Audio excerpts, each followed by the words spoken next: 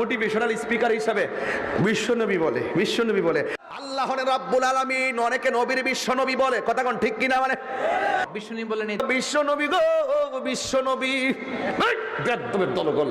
নবী কি তার একটা বিশ্বের নবী নাকি বিশ্ব সমূহের নবী? নবী আলম নয়, নবী আলামিন। এই জন্য নবীকে বিশ্বনবী বলা, নবীকে এক জায়গায় ডিফিনিট করে ফেলা। আমার নবী হলো সকল বিশ্ব সমূহের নবী। আমার নবী হলো 18,000 আলম, 80,000 আলম, 18,000 মাখলুকাতের নবী হলো আমার রাহমাতুল লিল আলামিন। এই জন্য আমার নবীকে বিশ্বনবী বললে আসমান থেকে জমিন পর্যন্ত এই খোলা জায়গাটাকে একটা বিশ্ব বলা হয়। এমন 80,000 আলম আছে, সকল আলম সমূহের নবী। এই জন্য আল্লাহ রাব্বুল আলামিন ওয়া মা আরসালনাকা ইল্লা রাহমাতাল লিল আলম বলে নাই।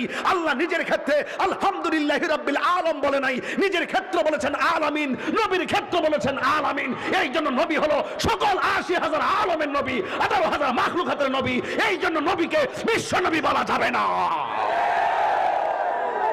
আপনারা একটু বুঝতে মনে কষ্ট হচ্ছে, আপনারা বুঝেন নাই, আপনারা এই কথাগুলো বুঝেন নাই। এই জন্য অনেকেই ভাবে ওই বাপদাদার পরদাদারা কইছে বিশ্বনবী Muhammad is the Superman of the world. এখন তারা ওইটারে মোটিভেশনাল স্পিকার হিসাবে বিশ্বনবী বলে। আরে নবীর ক্ষেত্রে যত সম্মান দিয়ে কথা বলা যায়, তুমি যত সম্মান দিয়ে কথা বলবে আল্লাহ পাক তোমার গুরুত্ব বাড়িয়ে দিবে। নবীর বিরুদ্ধে বললে তোমার গুরুত্ব আস্তে আস্তে কমে যাবে।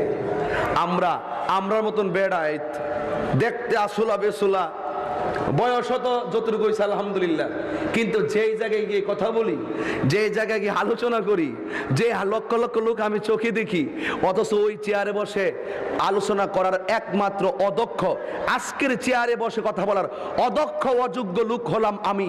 এরপর আপনারা স্বাস্থ্যগঞ্জবাসী আমাকে অনেক ইজ্জত করেন আমার পিতৃ সম্পত্তির কারণে না, আমার নবীর মহব্বতের কারণে।